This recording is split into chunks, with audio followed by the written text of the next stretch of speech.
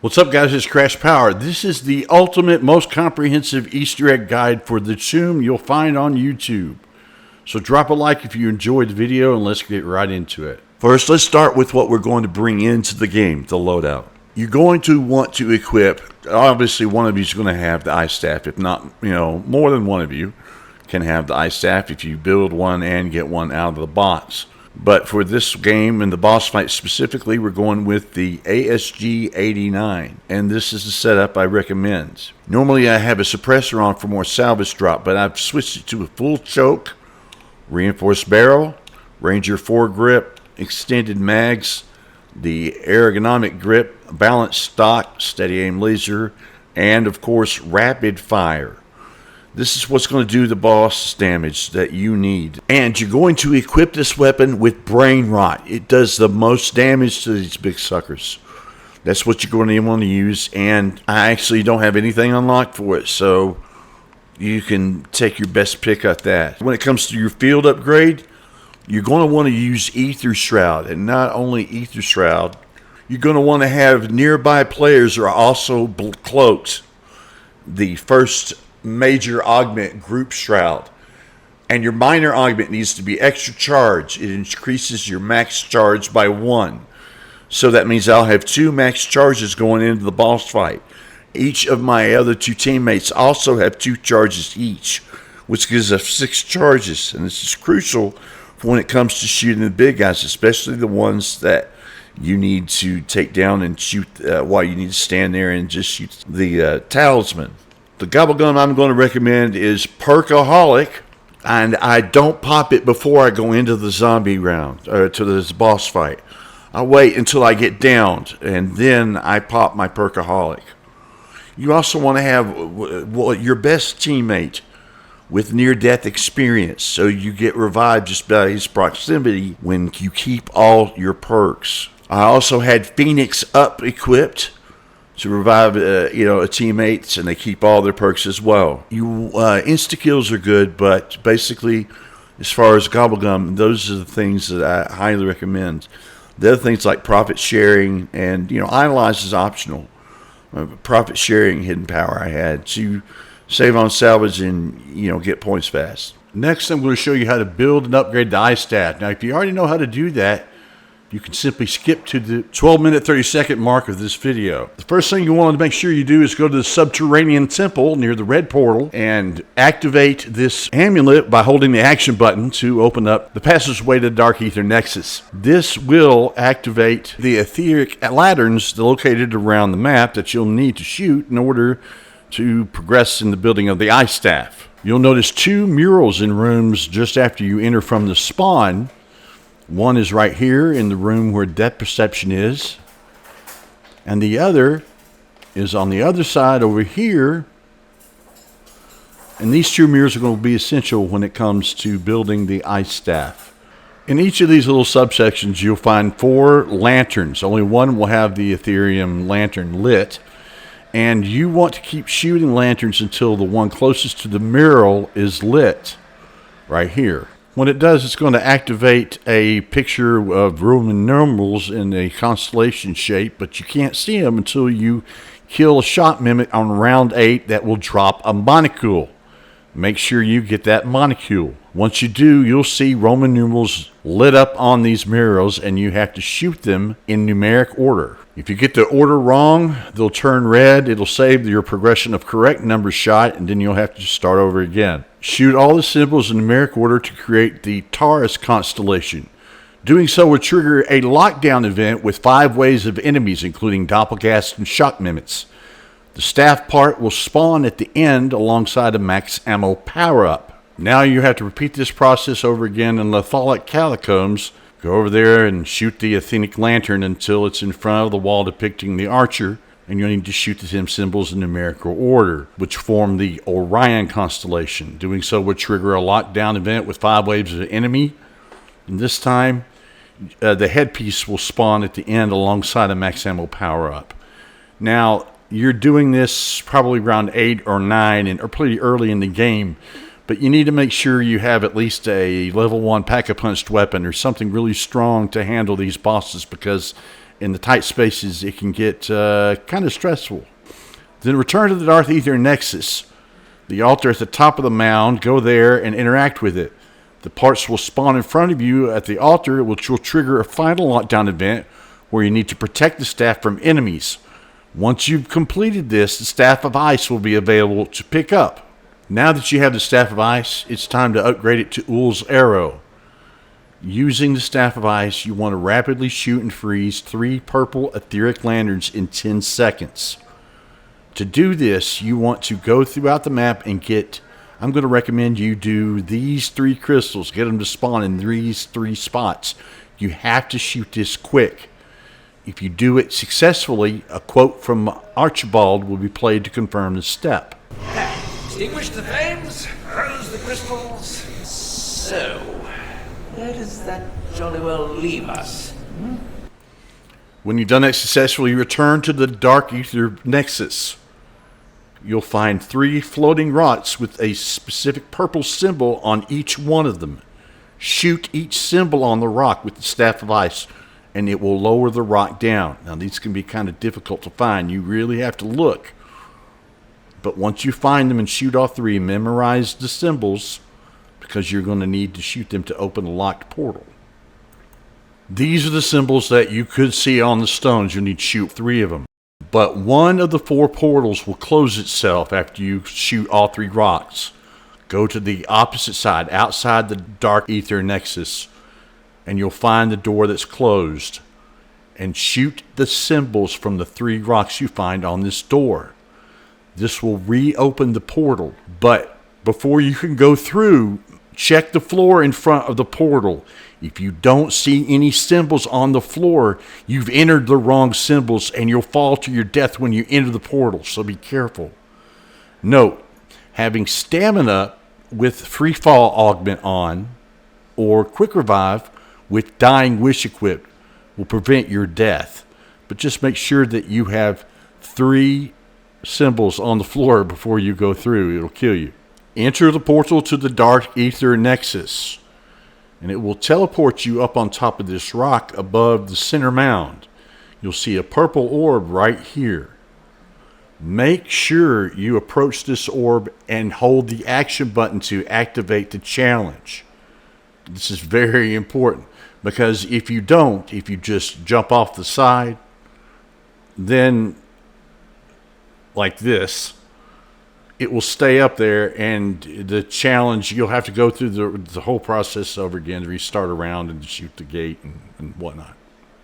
Make sure everybody is together. Go through the portal. It'll spawn you up on top of this rock, and hold the action button like that. Now, you need to stay, for this challenge, you need to stay near this purple ball. So follow it down to where it goes, and if you see a bright light, one of your teammates got too far away from it and the challenge has failed, the ball will disappear. If you fail the challenge, you'll have to start another round, then find the door that's locked. It might not be the same one. Shoot the 3 symbols, make sure the symbols are on the floor, and then go through the portal again. Once again, you both need to be together real close to the symbol when it falls to the ground. So either go through the portal together, or one person can be standing below waiting for it to drop. Follow it down. Now, you're going to get a lot of enemies that spawn during this challenge, a bunch of special enemies as well. Take care of them, but don't lose your focus on the ball. It's going to sneak away while you're fighting. So try to keep it in front of you by walking backwards like this. So you always make sure you're near the ball. This ball is real tricky to stay near. Turn around, you'll learn when the zombies will spawn right out there. But always keep your eye on that ball. It's going to circle around the arena. You'll have to fight off these enemies. But killing the enemies is as important as staying near this ball. You're going to fail this challenge if you don't do this. Now, once it's made a semicircle around the map, it's going to head inwards, and this is the tricky part. When it heads in this way, it can get away from you. So, especially with all the special elite enemies chasing you, Ether Shroud is a good thing to have during this challenge. Make sure you stay near the ball. It'll go around the Pack-a-Punch area. If you're having trouble with this and you're automatically failing every time, it's probably because you don't have your entire team going into the Dark Ether with you to escort the purple ball. You need to make sure that they're all there and in close proximity to the ball at all times. Otherwise, it's not going to work. And every time you kill the enemy, its soul goes into the purple ball and makes it move. So the more you kill, the faster the ball will move. You want to follow the purple ball until it reaches the altar where the Staff of Ice was first crafted. If you've done it correctly, the altar will be glowing, and interacting with it will upgrade the Staff of Ice. And notice here that we both have ice staffs. That's because we used a Wonder Bar Gobblegum to get the Staff of Ice from the box as well. So you can have two in a game. One you craft and the other you could get from the box if you want to take a chance at Gobblegum. It doesn't always give it to you. Sometimes it gives you the ray gun.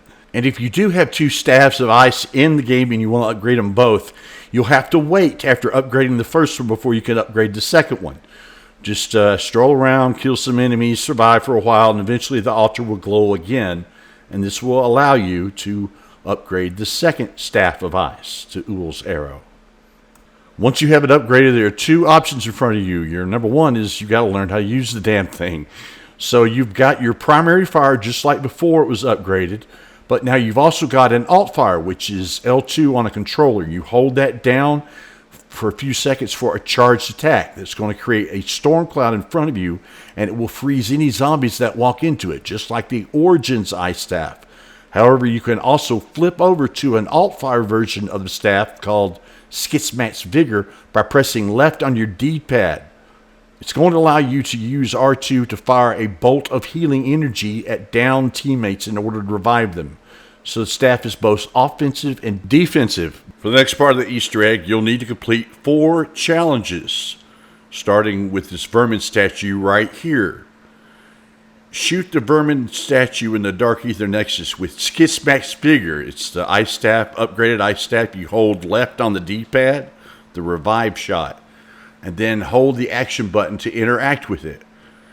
And you notice the crystal is blue, so go to the blue portal. Go to the dig site and interact with the vermin statue to start a lockdown and kill vermins. The step's pretty easy as long as you repeatedly use charged shots with the ice staff. It'll wipe them all out. Once completed, interact with the statue again, then rush back to the vermin statue in the Dark Ether Nexus via a different portal.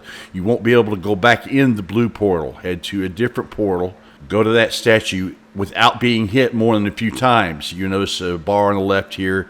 If that energy bar drops to 0, you'll have to go back and interact with the statue in the dig site again, and then rush back to the Dark Ether Nexus, hold the action button, and then you've completed 1 of 4 steps. Now go to the Parasite statue in the Dark Ether Nexus, shoot it with Skitsmax Vigor, once again by holding left on the D-pad with the ice staff, and then hold the action button to interact with it. You notice the stone is yellow, so now we're going to head to the yellow portal and go to this statue here. For this challenge, purple energy is going to fly into various parasites that are flying around, and once they have purple energy in them, you'll need to kill them, and then when their balls drop, grab them and take them over to the central statue. Then more parasites will spawn in, and they'll get that purple glow, kill them, and then go grab their balls and get them over to the statue as fast as you can by running over them and returning to the podium when you're done. If you fail this challenge, the statue will look like this, and the yellow portal won't be closed, so you know you'll have to start a new round and then try again. Once you've done this enough times, it will complete the step, and then once again you'll need to hold square to get the dark energy again, then use a different portal entrance to the Dark Ether Nexus and hold square on the Parasite podium, and that will complete the second trial of the Easter egg. Next, shoot the Doppelganger statue in the Dark Ether Nexus, located right here. You want to shoot it with Skitsmax Vigor by holding left on the D-pad when you have the ice staff out, then interact with it. You notice that the crystal is green, so travel to the green portal and interact with the Doppelgast statue right here near Speed Cola. You're going to have a ton of Doppelgast spawn, and you need to take them all out. You'll also have areas on the floor that will be throwing spikes around, so be careful of those. And be careful of the lasers on the ground, as well as the circles that the Doppelgast spawn out of. But take out the Doppelgast, and then once your trial is done, grab your dark energy, enter the dark ether via a different portal, and place the dark energy back where you originally picked up the Doppelgast podium. Now you're ready for the fourth and final step. Shoot the amalgam in the dark ether statue located here with Skits Match Vigor by holding left on the D-pad when you have the ice staff, and then interact with it.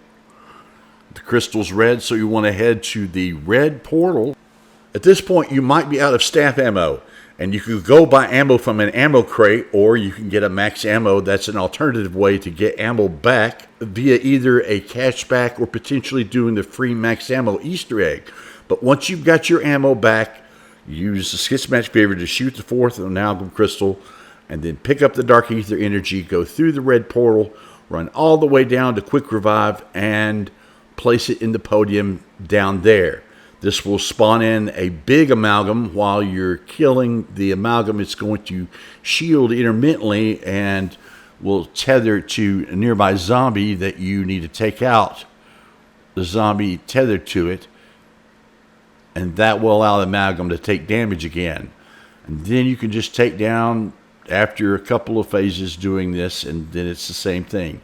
You grab the dark energy, return it without getting hit into a different portal of the dark ether nexus, and place it back in the amalgam podium. Once you've done that, you'll see 4 purple beams firing from the crystal above the dark ether towards this door here that leads to the Sentinel artifact.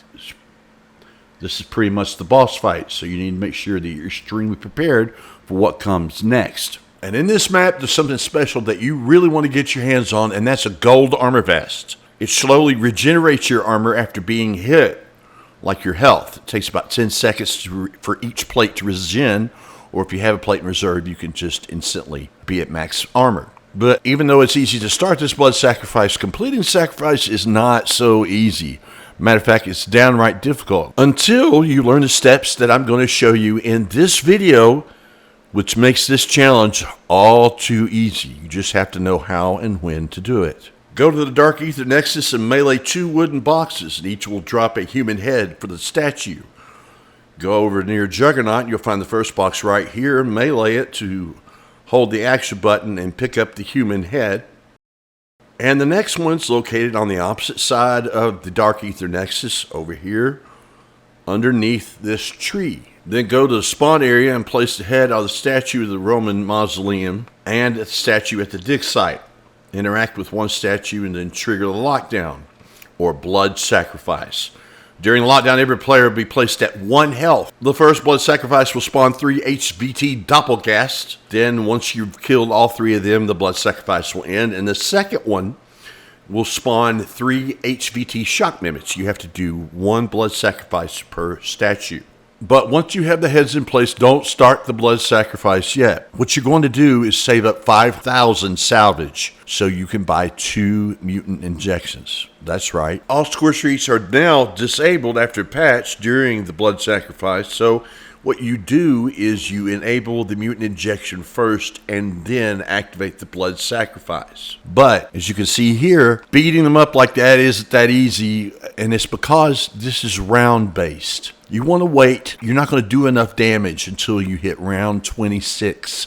So you want to wait until you hit round 26. Then if each team member spawns a mutant injection, you'll have more than enough time to completely wipe out all 3 of these special bosses. Then the blood sacrifice will end. You'll need to spawn around and then go to the other statue and start the blood sacrifice again after you've bought 2 more mutant injections per player.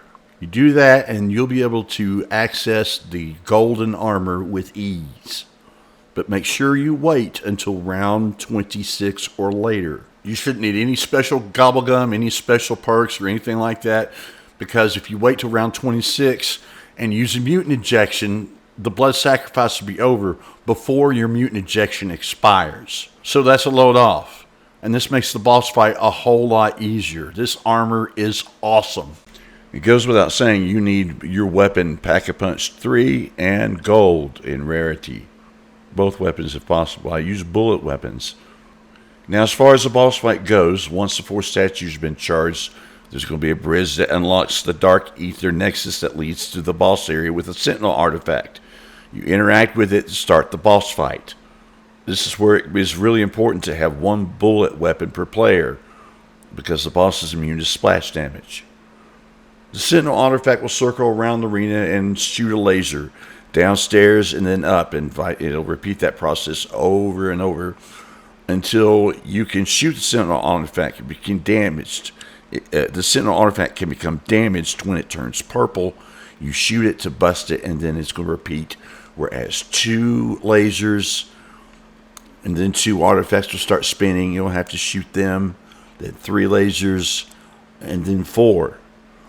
Now, once enough damage has been done, a 5th artifact will attach itself to an armored zombie. Once he's killed, he'll drop the artifact, making it able to be damaged and becoming purple. When you've done enough damage to that, a 6th artifact itself, an HVT Doppelgast, becomes extremely deadly and healthy. Once again, you kill the Doppelgast and then shoot the artifact after he drops it. Also be very careful. There is one that goes around with a blue artifact on it. If you see here, there's one with a red one with a blue one. When you want to shoot the one with the red one, this one with the blue one will down you in like almost 1 hit. So be very careful. You'll have to repeat the process with an HVT Shock Mimic, an HVT Amalgam, and then once enough damage has been done, the artifact will prepare a wipe attack flying towards the back of the arena. Shoot it continuously, and then once you've done, the Sentinel artifact will be vanquished, and then the final cutscene will be played. Wow, that was a lot to go over. Thank you for watching all the way to the end of the video. If you're new here, subscribe for the latest Black Ops 6 zombie content on this channel. Drop a like if you would, I'd appreciate it. Until next time, I'm Crash Power. Thank you for watching.